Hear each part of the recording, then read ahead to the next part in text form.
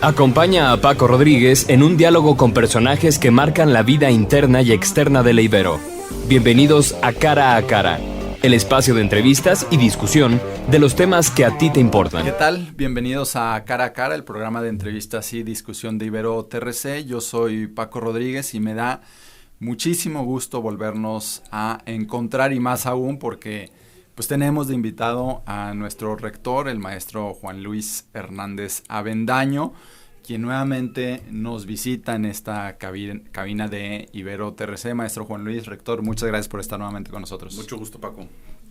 Y bueno, invitamos al rector porque hace un mes tuvo la oportunidad de reunirse con el Papa Francisco junto con otros rectores de universidades de Latinoamérica, universidades públicas y privadas, y bueno, pues invitamos al rector pues para que nos platicara sobre esta experiencia, cuál fue el motivo de visitar al Papa Francisco. Y yo recuerdo en la comunicación institucional de la universidad que el Papa pidió a los rectores que los estudiantes aprendieran el lenguaje, y aquí lo tengo, el lenguaje de la razón, el lenguaje del corazón y el lenguaje de las manos para construir soluciones a los dolores de nuestro tiempo. Eso fue lo que les pidió el Papa, maestro rector. Platícanos sobre esta experiencia y sobre estas palabras. ¿Qué significa el lenguaje de la razón, del corazón y de las manos en este contexto que vivimos actualmente? Sí, muchas gracias, Paco. El Papa Francisco, como el primer Papa jesuita de la historia, tiene un modo de proceder muy diferente a los papas anteriores. Yo creo que él se ha reunido con casi todos los actores sociales, políticos, económicos de todo el mundo. Ha dedicado mucho tiempo a eso. Y además, en una clave no propagandista, sino en una clave de cómo en ese diálogo se logra avanzar en mejorar la condición humana en este tiempo. Más allá de las creencias y más allá de si incluso se es creyente o no. A él no le ha interesado eso. Entonces, por eso me llamó mucho la atención esta convocatoria que hizo a los rectores de América Latina, independientemente si las universidades fueran de inspiración cristiana, católicas o no. De hecho, fuimos 217 rectores, de los cuales el 60% fueron de universidades públicas. Okay. Es decir, no confesionales y mucho menos, y la mayoría significativamente rectores de Argentina y de Brasil. Fueron los grupos más numerosos.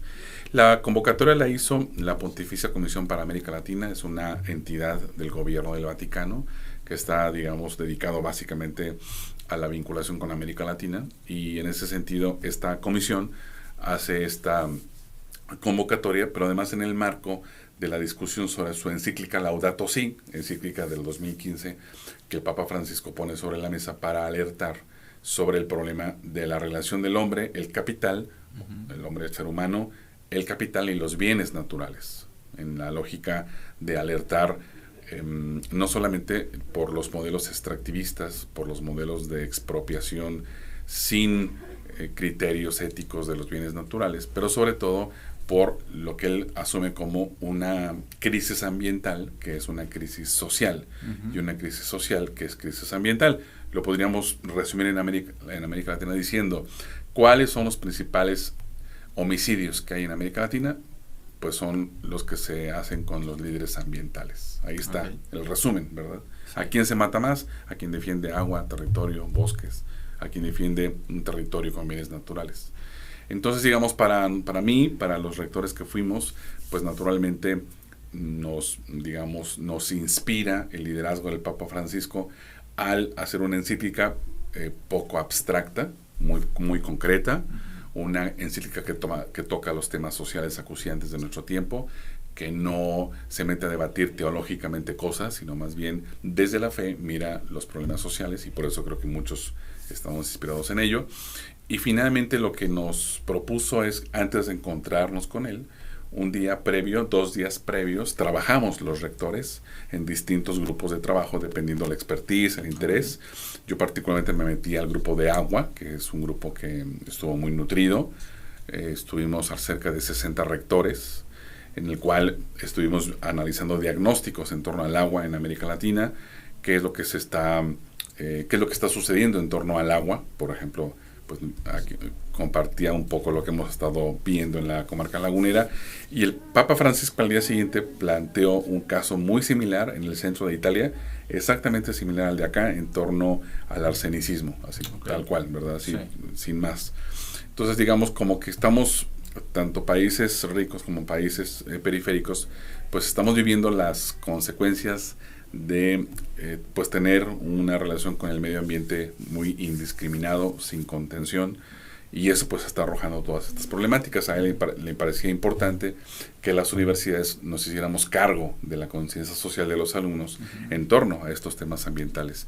Por eso lo interesante es, entre otras muchas cosas, porque tuvo 4 alocuciones con respecto a lo que nosotros le planteamos ya el día que nos reunimos con él, y me llamaba mucho la atención su pedagogía, y por eso estas expresiones metafóricas, ¿verdad? Sí. Que los alumnos aprendan el lenguaje de la cabeza, pues la razón, las teorías, los marcos teóricos, pero también el mensaje, el lenguaje del corazón, que es lo que nosotros llamaríamos en las universidades jesuitas la compasión por el otro, por el vulnerable, que se dejen tocar por los más vulnerables. Pero el lenguaje de las manos él lo entendía como la capacidad de los alumnos para resolver problemas. Okay. Y en ese sentido, ¿habría tareas a corto, mediano, largo plazo para las universidades? Sí, yo pude observar, al menos en mi grupo de 60 rectores, en el grupo de agua, que hay distintos niveles de compromiso y de incidencia social en las universidades latinoamericanas. Yo pude ver que había rectores que claramente no estaban metidos en esa agenda en sus universidades.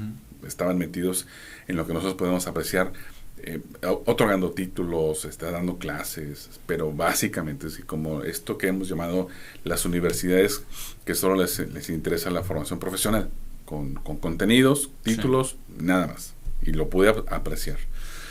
En segundo lugar, universidades que están empezando a hacer una agenda ambiental en sus universidades, empezando por la separación de residuos en los campus, y una que otra teniendo alguna influencia, digamos, en el contexto, pero todavía como sin clarificar en qué sentido y hacia dónde.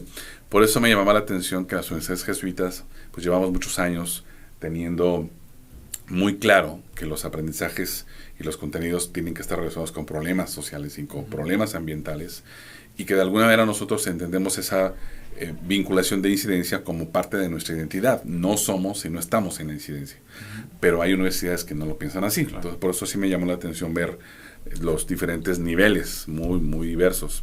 Así que cada universidad como que se llevó a su lugar y a su contexto tareas muy diferentes, dependiendo del nivel en el que se encuentran. Claramente para mí fue constatar que nuestra universidad afortunadamente está en una agenda muy importante, estratégica, que no tenemos que soltar, que es el acompañamiento de los problemas del agua.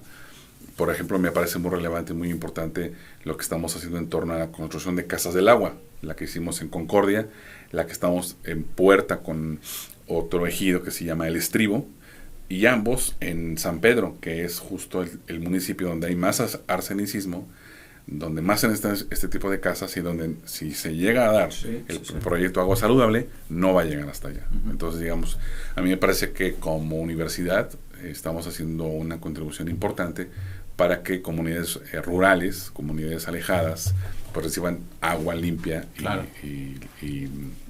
y segura. Cuando habla de agendas, de temas de incidencia, la semana pasada se llevó a cabo la repentina de la carrera de comunicación, y tuve la posibilidad de acompañar a un grupo de alumnos a entrevistar a Raúl Vera. Sí, usted lo conoce, ¿no? Un personaje, un religioso bastante importante para muchos, revolucionario, y les decía a los jóvenes, de hecho aquí están algunos de ellos que platicaron con él, de la importancia de educar políticamente a la población. Sí, de hecho es un tema que quizás no se dice tan enfáticamente, porque para mucha gente la palabra política sigue siendo una palabra a veces maldita, a veces corrupta, etcétera. Yo como politólogo evidentemente siempre trato de rescatar la palabra política, del griego polis, el cuidado de la comunidad. Eso sería, digamos, en términos generales. Y cuando se habla de la formación política, todavía hay personas que medio se sorprenden de que eso sea una posibilidad. Don Raúl Vera es un personaje fantástico porque en su momento lo mandó el episcopado mexicano, lo mandaron a hacerle sombra a don Samuel Ruiz cuando estaba en San Cristóbal de las Casas, todo el proceso zapatista. Y lo interesante es que él llegó hay una figura que se llama obispo coadjutor. Entonces él llegó como obispo coadjutor justo para quitarle competencias a don Samuel, y terminó siendo más samuelista que don Samuel. Entonces, y justo cuando llegó el tiempo de que don Samuel se fuera por los 75 años que están con derecho a jubilación, no quisieron poner a don Raúl obispo titular de San Cristóbal, justo porque pues ya había adquirido básicamente los contenidos de la teología de la liberación, y dijeron, ¿dónde lo mandamos? Lo más lejos de Chiapas lo mandaron a Saltillo. Y pues ahí en Saltillo hay tantas agendas necesarias e importantes en las cuales él se metió, pues que efectivamente es para mí, me parece que es el obispo ya en retiro, evidentemente, vivo, pues más comprometido que tenemos en el país, con mayor conciencia social y con mayor inspiración para muchos. Y cuando hablamos de temas políticos, y con base también a la experiencia que nos platicaba ahorita con el Papa Francisco, muchas veces escuchamos a la gente decir, no, yo no me meto en política, cuando sabemos que la política se mete en todo, ¿no? Con nosotros. Pero pareciera que está como esta imagen de cuestiones asociadas a temas negativos, ¿no? O sea, y entonces en ese sentido preguntarle dónde entra este término de geopolítica de la esperanza, ¿no? Sí. De la esperanza en un contexto en el que pareciera que todo es caos, negación, etcétera. Sí. Es justo lo que yo le compartí al Papa cuando tuvimos oportunidad de estar solos en torno a esta categoría de geopolítica de la esperanza, porque el encuentro con él se llamó Organizando la Esperanza. Okay. Así se llamó el encuentro con él, con los rectores. Es una categoría geopolítica de la esperanza que hice en la pandemia, porque he tenido la fortuna de coordinar 2 encuentros latinoamericanos de defensa de la tierra y el agua. En Colombia el primero, y en segundo en Asunción, Paraguay, justo este año, en marzo de este año. Y a este encuentro latinoamericano asisten muchos movimientos sociales de América Latina, y en el caso de la pandemia me lo pidieron 2 movimientos sociales paraguayos que, al conocer mi categoría de geopolítica de la esperanza, me pidieron ampliarla para poder sacar un paper, 25, 30 cuartillas, que permitiera sostener la esperanza en tiempos de represión social, que es lo que ellos estaban teniendo en Paraguay. Paraguay es muy relevante porque Paraguay y Brasil comparten una bolsa de agua subterránea enorme, muy grande, y se llama el acuífero Guaraní. Entonces, pues naturalmente está muy apetecido por las grandes empresas, y ellos están defendiéndolo. Entonces, digamos, era muy necesario pues hacer alguna cosa que animara a las personas a resistir, a organizarse. Entonces, geopolítica para mí es esto, es una presencia territorial, para el cuidado de la comunidad, que significa, esa es mi traducción a los tiempos actuales de la raíz griega, política, el cuidado de la comunidad. Okay. Entonces, por eso es muy interesante, porque los griegos decían, ¿quién va a cuidar a la comunidad? ¿Los políticos? No, los ciudadanos. Por eso, ciudadano viene de cuidadano, el que cuida la comunidad. Claro. Entonces, por eso efectivamente la política sería el arte del cuidadano, el arte del ciudadano de cuidar su comunidad. Okay. Que lo lógico sería, los ciudadanos cuidamos el lugar donde vivimos. Eso sería la política. Así de sencillo. Los ciudadanos cuidamos el lugar donde vivimos. Nos preocupan los problemas que vivimos, nos organizamos para resolverlos. Eso sería la política. Pero estamos en un entorno en donde se entiende que son partidos políticos, que eso también esa es otra dimensión de la política, la participación de los partidos políticos o el ejercicio de los gobiernos, son dimensiones de la política, pero la política, estrictamente hablando, es los ciudadanos cuidando su comunidad y tratando de resolver los problemas de su comunidad. Por eso la universidad está en un territorio, está en Torreón, está en el norte de Torreón y está en una zona con problemas de agua. Entonces, por lo tanto, una geopolítica de la esperanza de nuestra parte es apoyar a aquellas personas que pues tienen condiciones muy insalubres en el acceso al agua y para ellos es una esperanza que la universidad vaya y les ponga con otra universidad, en este caso la Autónoma Metropolitana, pues una casa del agua en la cual puedan ir con su garrafón, obtienen agua limpia, agua sana y al mismo tiempo organizan otras agendas en su comunidad, porque la idea es que este espacio sea un principio de centro comunitario, la Casa del Agua. Entonces, digamos, mi interés en el caso del agua, pero con otros temas, es que para la gente, la Ibero Torreón sea un punto de esperanza, en medio de tantas desesperanzas que vivimos. Cuando la gente... A mí me encantaría que de alguna manera la gente que vive diabetes o que tiene sobrepeso, etcétera, que pueda venir a nuestra clínica de nutrición y que a partir de ahí pueda mejorar su salud física, etcétera, pues sería una esperanza para esa persona nuestra clínica de nutrición. Lo mismo que nuestra clínica psicológica o nuestra clínica jurídica. Entonces, digamos que son como expresiones nuestras universitarias que facilitarían de alguna manera el encuentro entre estudiantes, entre profesores y nuestros contextos en clave de ayudar a resolver problemáticas. Y quería preguntarle, estamos platicando con el rector Juan Luis Hernández, rector de la Universidad Iberoamericana de Torreón. ¿Ve esperanzados a los jóvenes? Mira, yo creo que eso es parte de lo que el Papa Francisco justo nos compartía, ¿verdad? Que le preocupaba que muchos jóvenes en este mundo post-pandémico, pues quedaron muy lastimados en su identidad, en sus condiciones sociales, familiares. Hay muchos chavos y chavas que viven con violencias, o en su barrio, o en su casa. Entonces, claro, él está muy preocupado por eso y por eso apelaba a que las universidades fuéramos espacios buenos, seguros,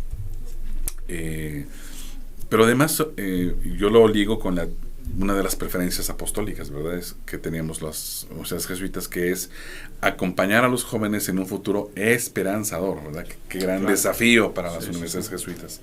Entonces yo creo que hay de todo, como siempre, ¿verdad? Hay desgraciadamente chavos que están, digamos, en zonas muy oscuras de su vida y chavos que están alegres, contentos, con muchas capacidades, desarrollándose sanamente. Creo que es lo normal, ¿no? Una heterogeneidad de realidades. A mí me gustaría pensar, y la universidad está hecha para eso, que al menos todos los alumnos que vengan a esta universidad encuentren un campus seguro, un campus amable, afable, para que se desarrollen plenamente, un lugar en el que quieran estar. Y por ejemplo, me decían, ahora que estoy con los Intersug en Colombia, me decían los colegas de la coordinación deportiva que muchos jóvenes que están haciendo deporte o que están en una representación deportiva prefieren estar en la Ibero, porque les gusta estar y porque encuentran que aquí hay afabilidad, respeto, en fin.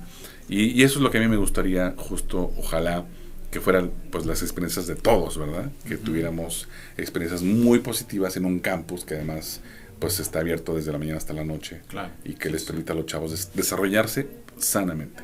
Oiga, ahora que menciona el tema de los Intersug, pues ha sido un año bastante movido, con muchas actividades. Los Intersug en Colombia, ¿no? Vino todo el tema del cierre de los festejos de los 40 años. Pues de cara prácticamente ya al cierre de este 2023, cierre del año no escolar, pues, pero pues ¿qué mensaje dar a los universitarios? ¿Cómo evalúa también este año donde ha habido, pues insisto, bastantes actividades?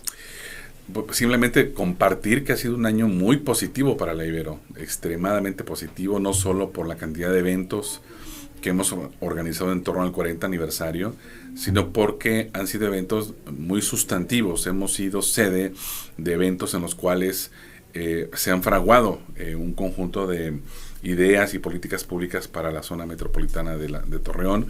Hemos sido parte de pues un conjunto de aliados y aliadas que tiene la universidad justamente para incidir de una manera más potente, digamos, en nuestra zona.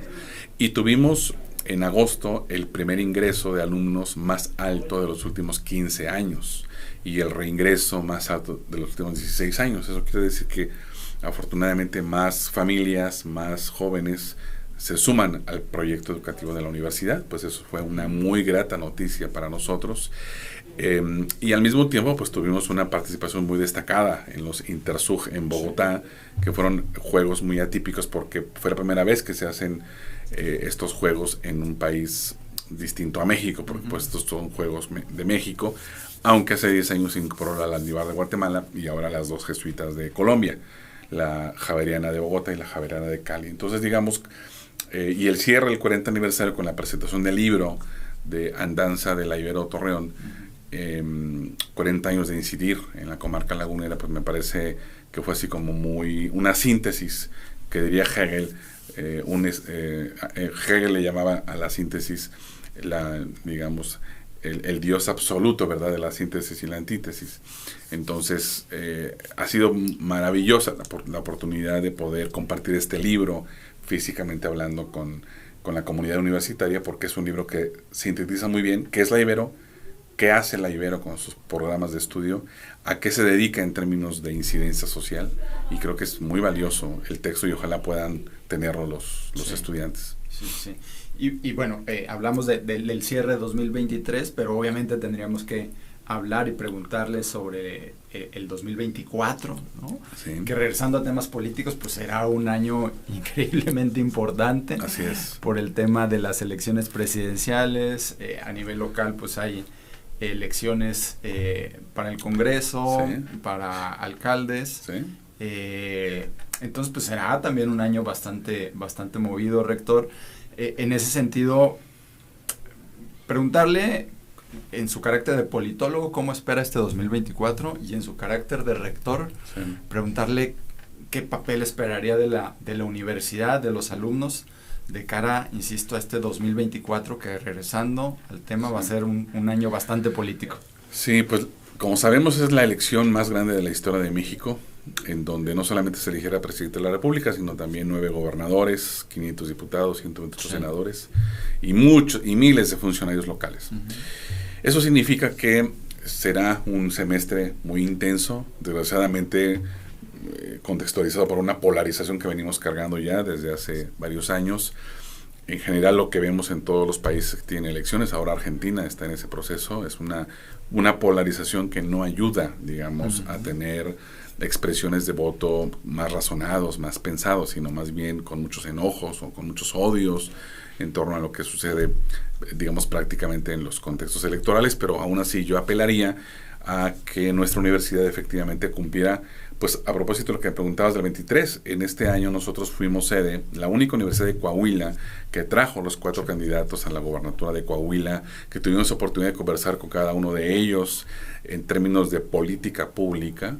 Entonces yo pensaría que nuestro papel en medio de la politización el próximo semestre será nuevamente ese, ofrecer a la comunidad más que discursos de odio de los antagonistas del proceso electoral, pues que ubiquemos qué quieren hacer con México, qué tipo de política pública, qué piensan de la militarización del país en torno a la seguridad pública, como es lo que discutimos en el Foro Nacional por la Paz en Puebla. Es decir, creo que hay muchas cosas para discutir, para plantear, para desentrañar, y creo que nuestra universidad seguirá cumpliendo ese papel. La universidad seguirá abriendo el espacio para que se presenten aquí candidatos, candidatas. Esperemos tener la posibilidad de tener un candidato o 2 candidatos presidenciales que vengan a compartir su visión del norte de México, de la región lagunera. Sí. Entonces, creo que ese papel sigue siendo un papel destacado y de liderazgo de nuestra universidad. Y a propósito de eso, también tenemos pues varios proyectos muy interesantes, que sería, en la medida de lo posible, la apertura de las nuevas licenciaturas que tenemos en puerta, la actualización de los 16 planes de estudio, los planes Loyola, la posibilidad de poder tener nuestra cafetería Capeltic, el proyecto social, de economía social que tenemos desde hace muchos años en las Iberos, la posibilidad también de tener la remodelación de nuestra biblioteca, los 4 niveles remodelados, y que tengamos una biblioteca a la altura de nuestro tiempo, y al mismo tiempo varios proyectos de infraestructura que me gustan mucho, que están en camino.